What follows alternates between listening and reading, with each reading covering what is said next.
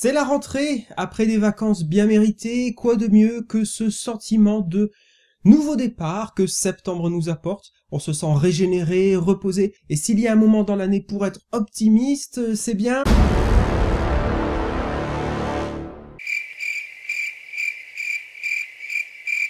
Début août, le site Combini a publié un article qui n'est pas passé inaperçu, titré « Je suis féministe et mes mangas préférés sont sexistes ». À la plume, une journaliste stagiaire de 19 ans. Pourquoi ces précisions ? Tout d'abord, ce sont des informations publiques, n'y voyez donc là aucune volonté de délation ou de minimisation du propos. Simplement, il me semble important de savoir qui s'exprime au travers de cet article, car comme nous le verrons plus tard, le texte n'est pas toujours très clair à ce sujet. Ainsi, ces données semblent pertinentes pour pouvoir mettre en perspective les propos tenus. Il nous restera à voir si cette personne a pris le temps de la réflexion, si elle a fait montre d'une grande maîtrise de la culture du médium en question, et nous a ainsi proposé un écrit riche d'exemples pertinents et a appuyé le tout sur un travail de recherche approfondi et sérieux. Mais avant de se pencher sur l'article lui-même, je tiens à préciser quelques points importants. Tout d'abord, certains m'ont dit que parler de cet article était une perte de temps et que, in fine, ça ne changerait rien. Ouais, c'est pas faux. J'ai bien conscience de tout ça, moi-même je me suis demandé si je devais effectivement investir du temps dans une telle vidéo, à plus forte raison vu que ce n'est pas la première fois que j'aborde le sujet sur la chaîne. Mais après tout, je me suis dit que je voulais faire cette vidéo avant tout pour ne pas garder par-devers moi toutes les remarques et interrogations qu'il m'a inspiré. De plus, j'ai l'espoir, peut-être naïf, que cela pourrait amener certains et certaines à réfléchir quant aux méthodes employées lorsqu'il s'agit d'aborder la question du sexisme dans les mangas. Sinon, j'avoue volontiers que l'ancien prof en moi a eu le stylo rouge tout frétillant à la lecture de cet article. Mais je vous rassure, ça sera, je pense, la dernière fois que j'aborde ce sujet sur la chaîne, car je préfère sincèrement vous faire découvrir des mangas, et donc ça ne veut pas dire que je pars en croisade. Deuxième point important, il n'est pas question pour moi de prétendre que la question du sexisme dans les mangas n'est pas pertinente, qu'elle n'a pas lieu d'être, qu'on ne devrait pas se pencher sur la question, qu'on ne doit pas en parler, que c'est un sujet inintéressant ou tabou, ou encore qu'il n'est pas recevable ou valide, ou toute autre joyeuseté qui consisterait à laisser entendre que les lecteurs de manga font la politique de l'autruche ou sont de gros sexistes velus. Oui, on peut en parler, oui, il y a potentiellement des mangas en particulier qui sont problématiques concernant la représentation des genres, quels qu'ils soient d'ailleurs, et oui, la porte est ouverte au débat. Ah oui, au fait, petite parenthèse, à celles et ceux qui avanceraient l'idée que ma nature masculine me disqualifierait automatiquement pour parler de sexisme, rappelons qu'invalider ou dévaloriser les arguments de quelqu'un en jouant la carte du genre, c'est une attitude sexiste. À bon entendeur, je referme la parenthèse. Ainsi, pour moi, le problème n'est pas de vouloir parler du sexisme dans les mangas, le problème, c'est la manière dont on le fait. En effet, ce n'est pas un mystère, les quelques fois où nous avons droit à des articles sur le sujet, à quelques exceptions près, c'est un tollé immédiat et sans appel de la part de l'ensemble de la communauté mangaphile.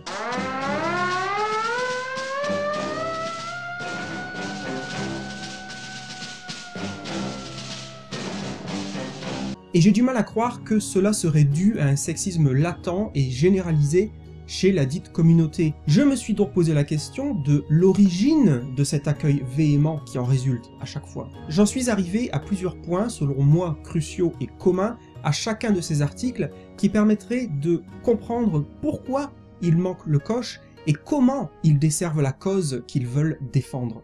Ces différents points problématiques seront illustrés au fil de la lecture, et j'y reviendrai en toute fin de vidéo pour proposer une synthèse. Je vous propose, sans plus attendre, de nous pencher sur le texte. Vous allez le voir, il y a énormément de choses à commenter et à relever, par conséquent je vous invite à aller vous chercher une petite boisson, un petit tanka, pour cette analyse certes longue, mais qui, je l'espère, vous intéressera.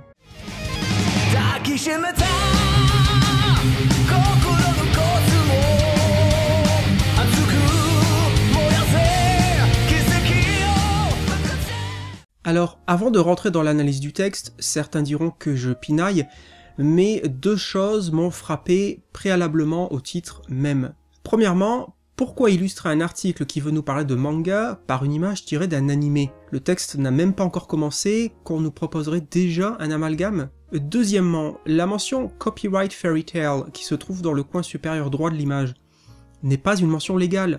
Les mentions de droits d'auteur sont beaucoup plus complexes, et le détenteur des droits n'est pas l'œuvre elle-même, comme nous l'indiquerait ici cette mention faite maison. La mention correcte aurait été celle-ci, et il suffit d'une recherche de quelques secondes sur Google pour la trouver. Toutes les images utilisées par cet article présentent la même erreur, et il utilise donc des images de manga sans créditer ses auteurs. Comment? Je chipote. Si vous voulez que votre sujet soit pris au sérieux, commencez par prendre votre lectorat au sérieux. Je suis féministe et mes mangas préférés sont sexistes. Remarquons la tournure de cette phrase. Nous avons dès le début deux affirmations déclaratives et la seconde est celle qui peut potentiellement poser problème, puisqu'elle ferme immédiatement le débat. Les mangas dont il va probablement être question ici sont sexistes. Dans la forme, il ne s'agit ni d'une interrogation, ni de l'expression d'une opinion, mais d'un fait sine qua non. Cependant, pour rester sport, disons-nous que c'est peut-être un moyen d'attirer le chaland, d'avoir une phrase d'accroche provocante pour nous pousser à lire l'article. En revanche, si effectivement il y a conviction chez la journaliste que ses mangas préférés sont sexistes, on pourrait trouver assez paradoxal qu'en tant que féministe déclarée, elle préfère les mangas qui sont à ses yeux sexistes au reste de l'offre de ce vaste univers littéraire. Qui a dit qu'il fallait choisir entre manga et féminisme? C'est une bonne question. Qui? Espérons que la question était un trait d'esprit. Ça fait quelques années maintenant que la question du sexisme dans les mangas et les animés est récurrente en France. Pourquoi parler d'animé ici? L'article ne devait-il pas porter sur les mangas? On se souvient tous du scandale d'une certaine vidéo de France Info publiée en fin d'année 2018. C'est en effet difficile d'oublier certaines perles que contenait cette vidéo. Aujourd'hui, la norme dans le manga, c'est plutôt la culture du viol, qui tend à banaliser les violences sexuelles.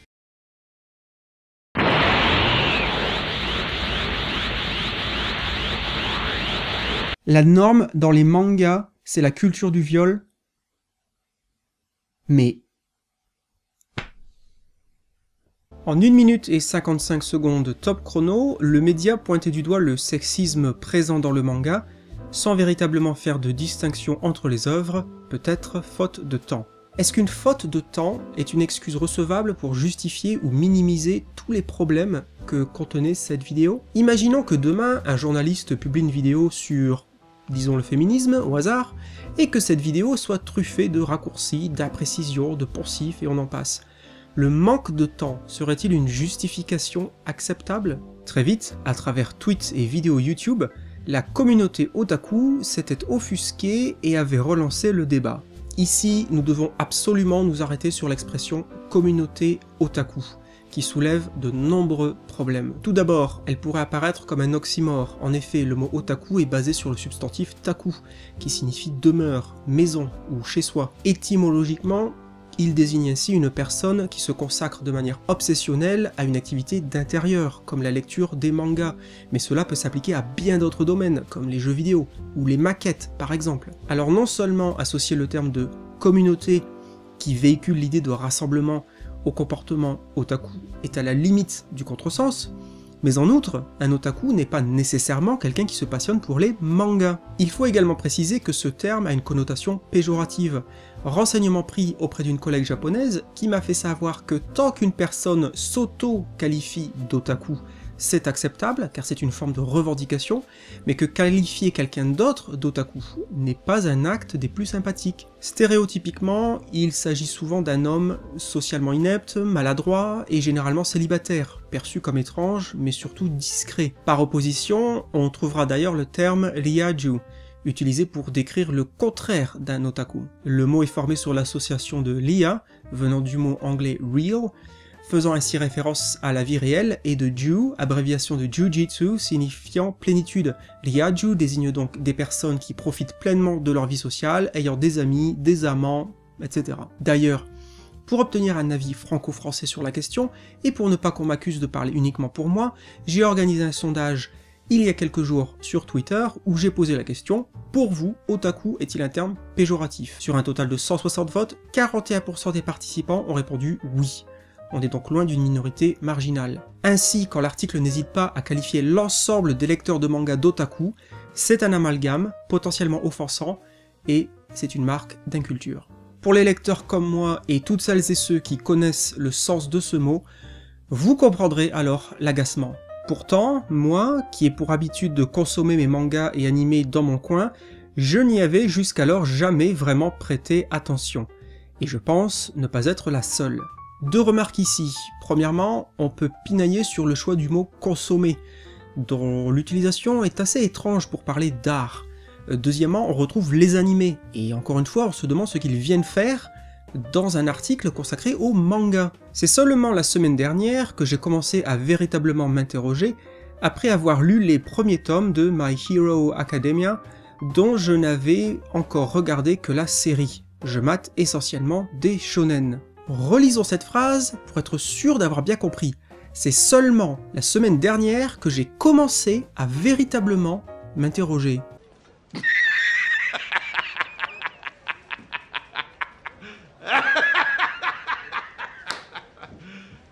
You serious? Plus sérieusement, après à peine une semaine à avoir commencé à se poser la question, est-ce que ce n'est pas un peu trop tôt pour écrire un article sur le sujet ?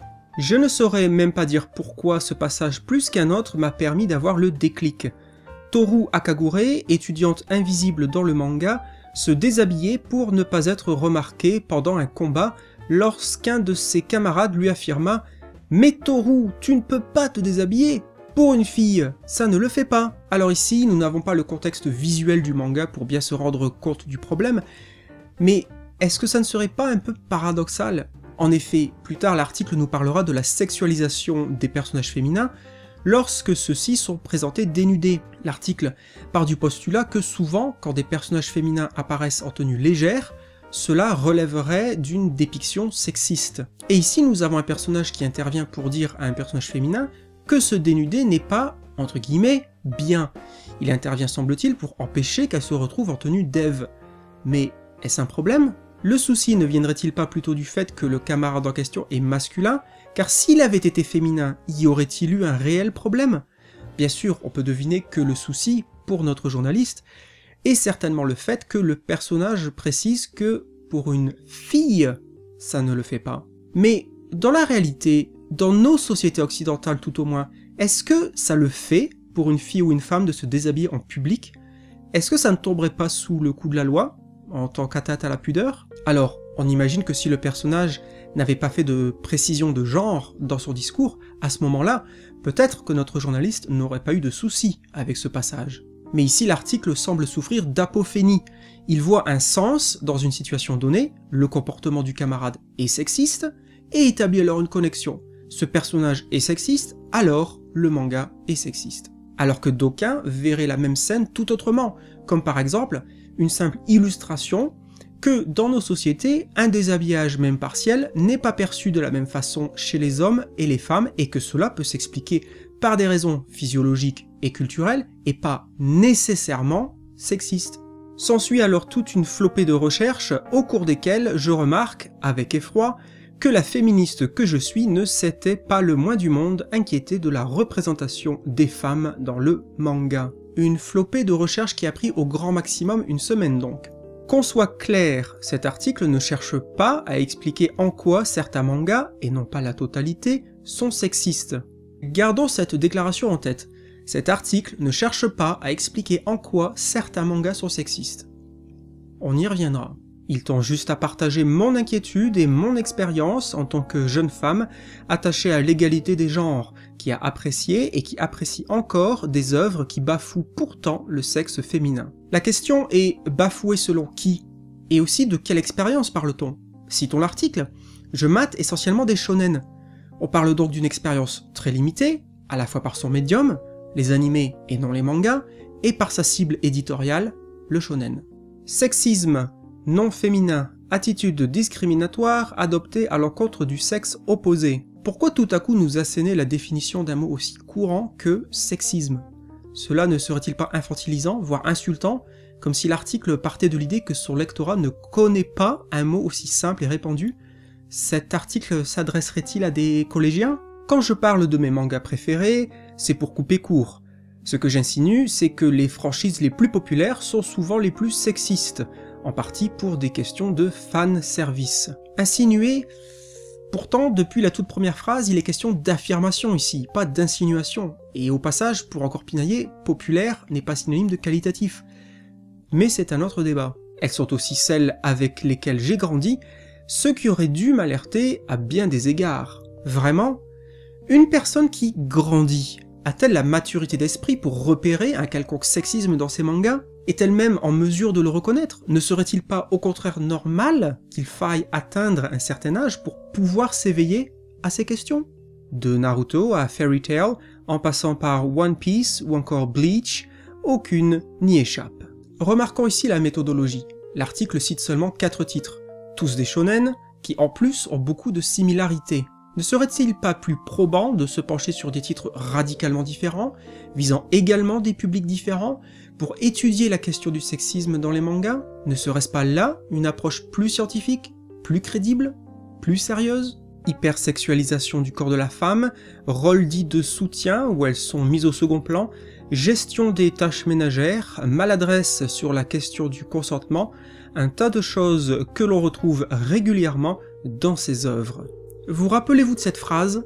Cet article ne cherche pas à expliquer en quoi certains mangas sont sexistes? Vraiment. Si, lorsque j'ai remarqué que ces mangas étaient sexistes, je me suis d'abord demandé si je devrais continuer à en regarder. Regarder des mangas? Personnellement, je lis des mangas. Pour les plus sceptiques ou réfractaires, je précise que j'ai demandé confirmation une fois de plus à une collègue japonaise.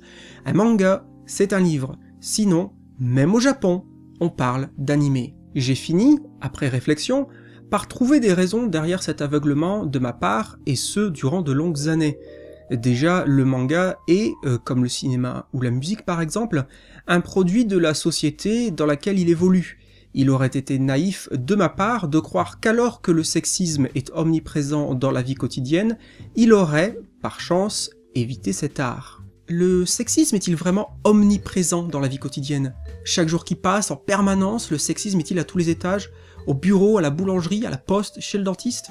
Voilà une affirmation hyperbolique, assez ambitieuse. Il est aussi important de rappeler, pour apporter des éléments de contexte, que les femmes ne sont pas considérées de la même façon au Japon qu'elles ne le sont en France. Dès lors, ce sexisme latent, qui nous semble déplacé à nous, Français, est en réalité tristement banal pour les Japonais. Des propres dires de l'article, le contexte est important. On en déduit que la notion de sexisme serait fluide, subjective, dépendrait de la culture de l'observateur, de son ethnie, de sa nationalité, et on en passe. À partir de là, est-il vraiment pertinent de pointer du doigt des éléments isolés et non représentatifs de cet art dans sa globalité, et de les juger, de les labelliser comme étant sexistes, alors que nous sommes extérieurs à cette culture, et qu'en outre, nous ne sommes pas non plus le public visé? Les Japonais n'écrivent-ils pas des mangas avant tout pour les Japonais? En outre, l'article ne fait-il pas ici une généralisation avec un « nous » français qui laisserait entendre qu'il y aurait une vue unique en France sur la question du sexisme? Qu'en tant que Français, il faudrait automatiquement adhérer à la même opinion sur la question? Enfin, on se souviendra que la journaliste déclarait précédemment que l'article tend juste à partager son inquiétude et son expérience en tant que jeune femme. Mais curieusement, tout à coup, elle semble s'exprimer au nom de toute une nation. Comment peut-on être féministe et regarder des mangas? À ce stade, c'est presque un comique de répétition, mais insistons malgré tout, on ne regarde pas des mangas, on en lit. Et il n'y a rien qui empêche d'être féministe et de lire des mangas. Cette question n'a pas plus de sens que celle qui consisterait à demander comment peut-on être féministe et regarder des films? Où est le lien de cause à effet? Pourquoi avoir une cause idéologique à défendre viendrait-il empêcher d'apprécier une forme d'art? Ne sommes-nous pas en mesure de faire la part des choses? Je suis donc confronté à un dilemme. Je tiens à être respectée en tant que femme, mais je ne peux nier que j'apprécie quand même énormément l'univers des mangas. Premièrement, dilemme il y aurait si l'ensemble ou la majorité des œuvres de cet art étaient indubitablement sexistes. L'article propose un choix cornélien qui n'a pas lieu d'être, parce que certains éléments de certains mangas poseraient problème, il faudrait imaginer ne plus lire de manga du tout. Cela a aussi peu de sens que de s'imaginer le même dilemme en parlant de n'importe quelle autre forme d'art. S'apposerait-on ce genre de dilemme en ce qui concerne la statuaire, au vu du nombre non négligeable de nus féminins proposés par cet art? Et qu'en est-il de la peinture? Un dilemme également? Deuxièmement, qu'est-ce que le respect vient faire ici? Quel est le rapport entre le respect de soi en tant qu'individu et des personnages de bande dessinée?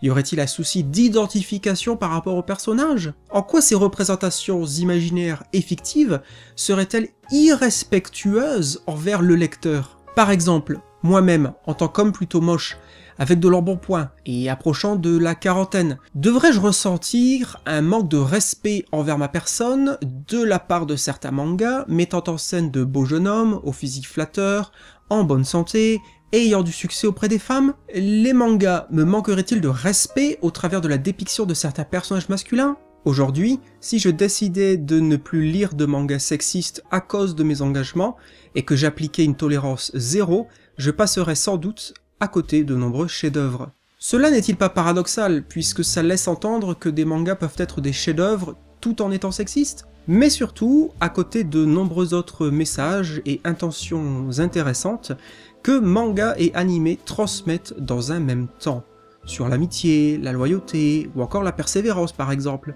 Dans le même temps, l'article veut dénoncer certains clichés concernant les mangas, ce qui est à la base tout à fait louable, mais il nous dépeint au passage un univers littéraire très restrictif, une véritable image d'Épinal.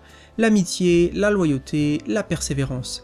Ces thèmes ne sont présents que dans certaines œuvres, et écrire à l'emporte-pièce qu'ils sont transmis par les mangas et les animés est une généralisation et un cliché. En bonus, on remarquera ici, une fois de plus, la mention d'animé. Car c'est là que la situation se complique. Le sexisme présent dans les mangas est plus complexe qu'on ne le pense. D'abord, parce qu'il est souvent inutile. On peut se demander ce que serait un sexisme utile. D'abord parce qu'il est souvent inutile, inconscient, et n'ajoute pas grand-chose à l'intrigue. Il est noyé dans le scénario. Du coup, il est difficile de dissocier la représentation d'une femme en sous-vêtements d'une volonté pure et dure de la montrer toujours à poil. Pourtant, cela devrait être en réalité assez évident. La représentation de cette femme existe au sein d'un contexte scénaristique et narratif. Ce n'est pas un électron libre. Ce n'est pas la photo d'une femme dénudée dans un calendrier de routier. Au sein d'un manga, il devrait y avoir pléthore d'éléments pour rapidement juger du cas de figure. D'un côté, une représentation justifiée qui apporte des éléments de caractérisation, qui participe au développement de l'histoire, etc. Ou alors, effectivement, un exemple de fanservice. Qui plus est, d'un point de vue stylistique, nous avons encore ici un exemple frappant de ce qui fait du tort à ce genre d'article. Le propos, qui est pour le moins très discutable, utilise pourtant une forme déclarative affirmative, présentant le tout comme une vérité, un fait établi. Ainsi, un phrasé et un vocabulaire moins catégoriques auraient été préférables, invitant alors la réflexion plutôt que la colère de nombreux lecteurs. Second point, l'ironie est souvent utilisée au Japon pour pointer du doigt le sexisme, et ou simplement dans des objectifs humoristiques. Alors, si l'ironie est souvent utilisée au Japon pour pointer du doigt le sexisme, ne serait-ce pas là une bonne chose? Pointer du doigt, cela veut dire dénoncer, et si cette dénonciation se produit souvent, est-ce que cela n'irait pas dans le sens du féminisme? Nicky Larson, fréquemment mentionné pour critiquer le sexisme dans le manga, serait a priori, en tout cas selon certaines interprétations, un personnage qui devrait amener les garçons à réfléchir sur leur comportement, car à chaque fois qu'il harcèle une femme, il se fait lourdement blâmer. Bon, je reste dubitative, mais pourquoi pas. D'un point de vue linguistique, notons cette succession d'expressions qui, en l'espace de 2 phrases, illustre le biais de confirmation qui transparaît au fil de cet article. A priori, en tout cas selon certaines interprétations, et je reste dubitative. Notons également l'utilisation soudaine du conditionnel, serait, devrait. On se souviendra alors que le conditionnel est le mode de l'expression du doute. Ici, l'article mentionne Nicky Larson, comme pour se prémunir de futures critiques, mais il le fait en lui accordant un crédit minimum au travers du vocabulaire et de la conjugaison choisie. Il est assez intéressant de constater qu'ici l'article est capable de jouer la carte de la prudence, du doute et de l'interrogation. Nous pouvons alors nous demander pourquoi il n'en est pas ainsi tout au long du texte. Au passage, Nicky Larson est le titre franco-français de l'anime, pas du manga, lui titré City Hunter, même en France. Serait-ce cet humour déguisé qui m'a fait ignorer le sexisme de ces mangas célèbres depuis si longtemps? S'il y a bien une chose que l'on peut dire au sujet de City Hunter, c'est que son humour est tout sauf déguisé. Il est visuellement et contextuellement évident. C'est très certainement l'une des raisons du succès de l'œuvre. Que certains lecteurs aient des difficultés à reconnaître ou à détecter cet humour, c'est une considération toute personnelle et subjective, et nous pouvons alors douter du fait que ce serait la faute ou la responsabilité de l'œuvre en question. Autre exemple, certaines interventions de Jiraiya dans Naruto, un ninja et professeur surpuissant, conçu pour amuser lecteurs et spectateurs, qui, au lieu de montrer l'exemple à ses élèves, ne manque pas une occasion d'aller espionner les femmes dans leur intimité. Du coup, j'ai parfois du mal à cerner quand il s'agit de second degré, de dérision ou de sexisme avec ce type de personnage. Premièrement, l'article affirme que la personne de Jiraiya est conçue pour amuser lecteurs et spectateurs. Mais dans le même temps, il déclare qu'il est difficile de cerner quand il s'agit de second degré, de dérision ou de sexisme. N'est-ce pas là une contradiction? Deuxièmement, ce type de personnage est indubitablement un archétype. C'est celui du vieil obsédé qui n'arrivera jamais à ses fins avec la jante féminine. Il existe en tant que véhicule d'un comique de répétition et de caractère, qui est flagrant, évident. On peut se questionner sur le bon goût d'avoir créé un tel personnage, d'ailleurs une autre notion intrinsèquement subjective. Mais peut-on vraiment affirmer qu'il y ait derrière une volonté sexiste? Que faire de ces héroïnes hyper sexualisées, mais très puissantes? Le truc, c'est que j'ai vite été confronté à des contresens. Prenons le personnage d'Erza dans Fairy Tail. Bien qu'il n'était pas nécessaire de lui donner des armures toutes plus sexy les unes des autres, elle n'en reste pas moins l'un des personnages les plus puissants du manga. Ce paragraphe établit pour le moins des raccourcis entre hypersexualisation, sexy et sexisme. Ces trois notions ne sont-elles pas bien distinctes? Premièrement, qu'est-ce qui définirait l'idée d'hypersexualisation? Qui déciderait de ce qui serait trop sexualisé? Sur quelle base s'appuierait-on pour en juger? Deuxièmement, pourquoi être sexy aurait automatiquement des connotations sexistes? Est-ce parce que le personnage en question est dessiné par un homme? Ainsi, si une femme dessine un personnage féminin et l'affuble d'un accoutrement sexy, est-ce également sexiste? De surcroît, pourquoi est-ce que le fait d'être sexiste serait incompatible avec le fait d'être puissant? Pour être taquin, on fera remarquer que dans la réalité, il y a des raisons purement techniques expliquant le fait de s'habiller courtement et légèrement pour les femmes combattantes. Il suffit d'observer les pratiquantes de l'UFC. Leurs tenues très courtes ne sont pas là pour faire briller l'œil du kidam, mais pour empêcher que l'adversaire puisse utiliser un bout de tissu leste et ainsi prendre l'avantage, ou encore pour gagner en mobilité et liberté de mouvement. Bien sûr, on fera ce parallèle avec une pointe d'humour, mais on le fera pour souligner les raccourcis établis par cet article. Elle est même l'une des plus admirées de son équipe et a sauvé la mise à son village plus d'une fois.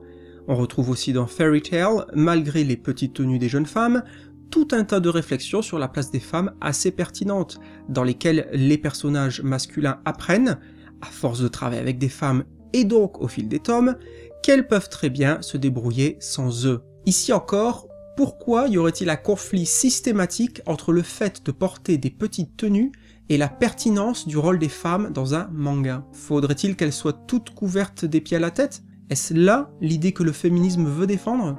Là encore, pour établir un parallèle avec la réalité, peut-on imaginer s'adresser de nos jours à une femme en lui reprochant une tenue courte qui viendrait invalider ses propos ou ses actions? Ne serait-ce pas là une attitude sexiste? On appréciera d'ailleurs ce passage expliquant que les personnages masculins apprennent à force de travailler avec des femmes. Pour nos personnages masculins, incapables d'apprendre par eux-mêmes, voilà une peinture qui n'est absolument pas misandre, n'est-ce pas? Enfin, l'article propage une certaine confusion avec la phrase « elles peuvent très bien se débrouiller sans eux ». Le féminisme ne promeut-il pas l'égalité entre les sexes, donc l'harmonie et l'équilibre? Pourquoi sembler se réjouir de l'inutilité des personnages masculins? Il y a aussi l'exemple que je mentionnais en introduction, My Hero Academia. Alors que ce manga, encore récent, présente de nombreux personnages féminins, pour une fois bien développés, le jeune élève Minoru Mineta harcèle ses camarades féminines de la plus lourde des façons. Pour pouvoir écrire pour une fois bien développé, encore faudrait-il proposer une grande variété dans les exemples de mangas choisis, ce que l'article ne fait pas. Pourtant, Ce manga est considéré comme l'un des espoirs quant au recul du sexisme dans le manga, notamment pour le respect qu'il montre entre les coéquipiers hommes et femmes. Ce manga est considéré comme l'un des espoirs quant au recul du sexisme dans le manga. Considéré par qui? Là encore, l'article brouille les pistes, quant à savoir qui s'y exprime. Si on clique sur le lien fourni, on tombe sur une page en anglais, un blog qui parle de l'animé et pas du manga, et qui reflète donc l'opinion d'une seule personne. Ainsi, à certains moments, on nous propose des jeux tout personnels, mais à d'autres, on nous sert des phrases impersonnelles de cet acabit, avançant des affirmations déclaratives sans appel que l'on devrait accepter argent comptant. Où sont les éléments objectifs, les informations factuelles, qui permettent de soutenir de tels propos? Qui plus est, souvenons-nous de cette phrase. Cet article ne cherche pas à expliquer en quoi certains mangas, et non pas la totalité, sont sexistes. Ici pourtant, l'article parle bien du sexisme dans le manga, il ne parle pas d'un manga en particulier, mais présente bien le manga, comme un ensemble, un tout. En outre, on pourra sourire au choix de l'expression « recul du sexisme », qui laisse entendre que celui-ci serait présent dans la majorité des œuvres, tel un fléau, thèse que l'article nous dit pourtant ne pas vouloir soutenir. Mais on y voit également des super-héroïnes à l'image de Midnight, dont les formes dépassent l'entendement, ou encore Kami Utsushimi, dont le pouvoir lui permet de donner l'illusion qu'elle est nue durant les combats. Il y a encore des progrès à faire. Est-ce qu'on peut vraiment parler de progrès quand on parle d'art? On peut se poser la question. De manière espiègle, nous nous amuserons également du paradoxe de vouloir ici dénoncer des dépictions féminines hors normes, mais ailleurs de se plaindre d'un manque de diversité dans leur représentation. Idem dans One Piece, où l'importance de Nami, dans l'équipage du chapeau de paille, s'accroît en même temps que sa paire de seins. Faisons une remarque taquine au passage, dans la réalité, la taille de la poitrine des jeunes femmes change avec le temps, et cela n'a rien à voir avec l'influence des mangaka. Toujours dans les cas de figure qui portent à confusion, je pense à Mikasa dans l'Attaque des Titans, dont la principale mission est de s'inquiéter pour Eren, l'homme qu'elle aime, qui est presque son frère en plus. Le manga la présente pourtant comme hyper badass, capable de vaincre n'importe qui, tout comme de nombreux protagonistes féminins, à l'image de Hanzi, qui devient la boss du bataillon d'exploration. Ainsi, le manga propose des personnages féminins qui sont aussi forts que des personnages masculins, capables de vaincre n'importe qui, mais parce qu'ils se montrent humains quand ils s'inquiètent pour d'autres personnages masculins, c'est un problème. En tout cas, c'est ce que semble nous dire l'article. Devrions-nous en déduire que si une femme est dépeinte en train de s'inquiéter pour un être cher, qu'elle est de nature soucieuse ou encore maternelle, c'est une marque de sexisme? Les personnages féminins devraient-ils être des monolithes de force et d'indépendance sans montrer à aucun moment des aspects plus humains ou encore plus vulnérables? Pourquoi ces deux aspects seraient-ils automatiquement incompatibles? On fera remarquer d'ailleurs que de nos jours, dans nos sociétés occidentales à tout le moins, l'image de l'homme idéal nous est présentée comme celle d'un kidam qui doit être sensible à l'écoute de ses sentiments et de ceux des autres, tandis que dans le même temps, on nous vend l'image d'un physique inatteignable de dieu grec. À bon entendeur.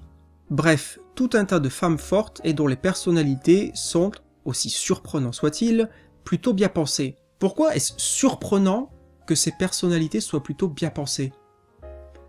Loin de nous l'idée de détecter ici une pointe de mépris de la part de cet article. Mais je ne peux m'empêcher d'être frustré à la vue de leur physique, peu représentatif de la diversité des femmes et de certaines de leurs fonctions, souvent contradictoires, d'autant plus que les scénarios de ces shonen auraient été tout aussi bons, voire meilleurs, sans cette vision erronée du sexe féminin. N'est-il pas audacieux de réclamer ici de la diversité, quand dans le même temps, l'article ne cesse de prendre pour exemple des mangas issus de la même cible éditoriale, thématiquement et stylistiquement proches? Récapitulons. My Hero Academia a été pris comme exemple 2 fois. Même chose pour Fairy Tail, même chose pour One Piece. Nous avons eu une référence à Naruto, une à Bleach, une à l'Attaque des Titans, et une, incorrecte, à City Hunter. Ce sont quasiment tous des shonen, et presque tous des shonen neketsu. Alors pour pouvoir être témoin de diversité, peut-être faudrait-il commencer par diversifier ses lectures? En revanche, bien que ça ait été d'abord difficile à admettre, il existe dans le manga plusieurs échelles de sexisme. Bakuman, par exemple, qui promeut l'idée que la femme ne devrait pas être meilleure que les hommes et devrait rester à la maison. n'est pas à considérer de la même façon que les grosses poitrines de Lucy et Nami. Ici, juste une remarque pour la forme. Sur le plan économico-social, effectivement, les femmes ne devraient pas être meilleures que les hommes, de la même manière que les hommes ne devraient pas être meilleurs que les femmes. Notre rédactrice ne nous a-t-elle pas informé précédemment qu'elle était attachée à l'égalité des genres ? Cela dépend aussi du genre du manga. Le sexisme s'arrête au rôle des femmes et à leur apparence dans le shonen, alors qu'il a tendance à flouter le consentement dans le shoujo et à laisser les femmes être abusées dans le genre ecchi. Nous avons là un autre indice de flou culturel concernant les mangas présent dans cet article. Nous ne le répéterons jamais assez, shonen, shoujo et consorts ne sont pas des genres, ils représentent des cibles éditoriales dans l'industrie du manga au Japon. Ce sont des marqueurs qui servent principalement à la publication des différents titres dans les magazines dédiés. De surcroît, nous apprécierons ici à la fois une généralisation à l'emporte-pièce qui invite à penser que tous les shonen sont similaires et ainsi de suite, et le fait que la journaliste nous parle de cibles éditoriales que, selon ses propres dires, elle connaît peu ou mal confère, je mate essentiellement des shonen. Heureusement, comme partout, le sexisme dans les mangas commence à diminuer. Cette évolution reste très lente car au Japon, ni les femmes ni les hommes ne s'opposent en masse à ce genre de pratique, et le sursaut féministe de la dernière vague se fait beaucoup moins sentir. Ici, on nous parle tout à coup de faits sociologiques, et ce n'est donc plus du tout l'expression d'une opinion. Pour autant, on ne nous fournit aucune information vérifiable, aucune statistique, aucune donnée objective. Ne pas tolérer le sexisme sans condamner le manga. Parler du sexisme dans les mangas et animés apparaît toutefois comme une nécessité. Une fois encore, nous remarquerons que l'on veut nous parler maintenant de ne pas condamner le manga et parler du sexisme dans les mangas, donc de l'art dans sa globalité, alors que l'article nous disait en introduction que ce n'était pas le but ici. Selon son titre, l'article devait parler de mangas spécifiques chers à la rédactrice, mais on nous emmène au fil du texte sur des questions sociologiques qui ne sont soutenues par aucune donnée factuelle, et l'article opère un glissement qui va porter sur l'ensemble de l'art. En ayant été bercé par des mangas tels que Naruto depuis le plus jeune âge, je ne m'étais moi-même pas vraiment rendu compte du rôle des femmes dans ceci, et il semble fondamental de rappeler que ce qu'on y voit n'est pas la réalité, et n'est surtout pas un idéal, en particulier aux plus jeunes. Il semble fondamental de rappeler que ce qu'on y voit n'est pas la réalité.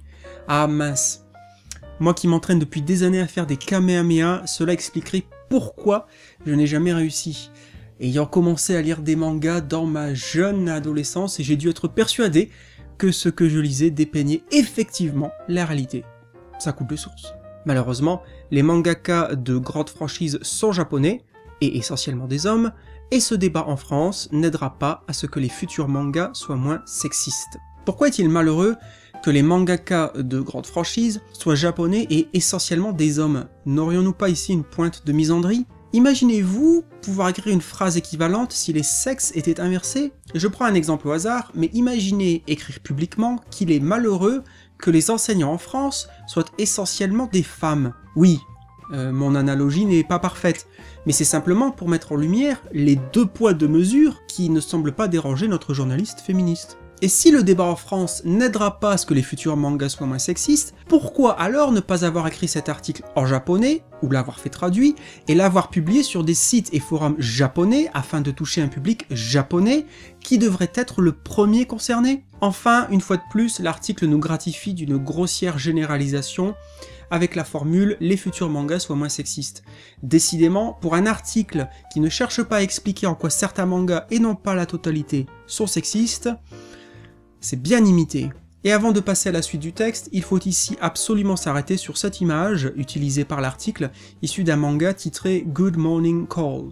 On peut se demander pourquoi tout à coup on nous sert un extrait en anglais. La réponse est simple, ce manga n'est pas publié en France. Étrange choix alors, pour un article qui, nous dit-on, se base sur l'expérience de sa rédactrice. Mais la bizarrerie ne s'arrête pas là. Après recherche, il semblerait que ce manga n'est pas publié en anglais non plus. Est-ce que l'article aurait l'audace illégale de diffuser des scans? Est-ce que Combini est au courant? Est-ce qu'ils soutiennent la violation de droits d'auteur? Mais la cerise sur le gâteau, ici, c'est la légende que nous trouvons sous cette image. Je cite, « La femme rentre plus tard à la maison, alors son mari lui demande d'acheter un PC pour qu'elle reste à la maison. » Sauf que, Ce n'est absolument pas ce qui se passe dans cette scène, il suffit de lire les bulles de texte et de savoir faire la différence entre un homme et une femme pour s'en rendre compte. Ce n'est pas la femme qui rentre tard à la maison, mais c'est l'homme, et ce n'est pas le mari qui demande d'acheter un PC, mais c'est la femme.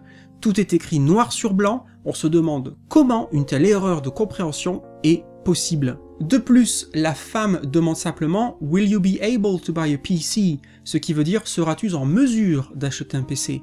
Il n'y a aucun élément contextuel qui nous permet de savoir pourquoi elle pose cette question, donc lui attribuer un sens sexiste et des plus étranges, et une fois de plus, c'est une apophénie. D'ailleurs, je suis allé chercher les pages précédentes et suivantes que voici, pour pouvoir justement vérifier le contexte.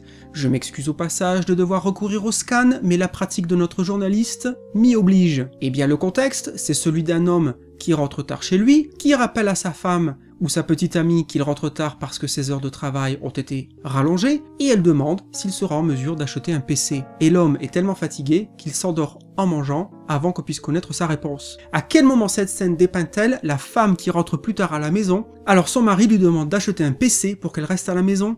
La prise de conscience doit d'abord s'effectuer au Japon. Les éditeurs français, eux, semblent déjà prendre quelques précautions, en tout cas depuis #MeToo, en obscurcissant les passages des franchises japonaises qu'ils jugent trop irrespectueux envers les femmes. Il est assez ahurissant ici que l'article semble soutenir la pratique de la censure d'une forme d'art et semble s'en réjouir. En France, en 2019, loin pourtant semble l'époque des doublages français de Ken le Survivant, où les doubleurs avaient pris la décision unilatérale et impensable de réécrire et complètement métamorphoser les dialogues de cet animé qu'ils jugeaient trop violents. Visiblement, des décennies plus tard, la censure a encore ses adhérents. Et si cette vision de la femme ne signifie pas qu'il faille nécessairement bannir le manga, il faut tout de même continuer à formuler des reproches et des condamnations pour l'améliorer. Pourrions-nous sérieusement imaginer bannir tout un art parce que nous avons des problèmes avec certains éléments de certaines œuvres, et pouvons-nous même parler d'améliorer un art? Je n'arrêterai pas de regarder ces mangas hyper populaires, mais j'espère pouvoir rester alerte quant au sexisme ordinaire qu'ils incarnent. Allez, une dernière pour la route, on ne regarde pas des mangas. Surtout, je me tournerai désormais davantage vers des œuvres plus égalitaires, et donc moins bankable et célèbres, comme le très bon Claymore, et re-regarderai d'anciens classiques comme Gunm. Premièrement, l'article nous gratifie une fois de plus d'une apophénie. Parce qu'une œuvre serait égalitaire, elle serait automatiquement moins bankable, comprendre rentable et célèbre. Il y a pléthore de mangas qui pourraient être qualifiés d'égalitaires et qui ont atteint le succès. Et puisque ce n'est pas le lieu pour faire une liste exhaustive et que, in fine, c'est au lecteur d'être curieux, à l'image de l'article, nous serons avares en exemples et nous ne citerons que Nausicaa de la Vallée du Vent, Ghost in the Shell, All You Need Is Skill, Dragon Head, Les Enfants de la Mer, Yotsuba et, ainsi qu'un manga très méconnu frisant l'anonymat, un certain Akira. Autant de titres où les femmes sont centrales et dont les rôles sont essentiels au développement scénaristique. Ainsi, l'article s'achève sur la confirmation d'un manque de culture et d'une association d'idées fausses. Ce n'est pas parce qu'un manga est entre guillemets égalitaire qu'il est moins célèbre. Et si on fait abstraction de la notion de célébrité, on pourra encore mentionner des titres comme Eternal Sabbath, Undercurrent, Underwater, La Fillette au drapeau blanc, Une sacrée mamie, Chronique new-yorkaise ou encore Je suis né dans un village communautaire. La liste pourrait être encore très longue, mais la vidéo l'étant déjà sûrement trop, je vous laisse à votre soif de culture. Enfin, il est très étrange que notre journaliste choisisse Claymore et Gunm comme exemple de manga dixit égalitaire et qui donc ne présenterait pas de problème concernant la représentation des femmes. En effet, dans Claymore, on y voit des armures qui s'arrêtent au ras des fesses, on y voit dès le premier tome une héroïne complètement nue, on y voit une héroïne être complètement nue pour se faire soigner au ventre, et on y voit aussi des personnages féminins se battant en tenue sexy. De son côté, Gunm nous propose des tentatives de viol, des femmes assassinées et agressées dans une violence sans nom,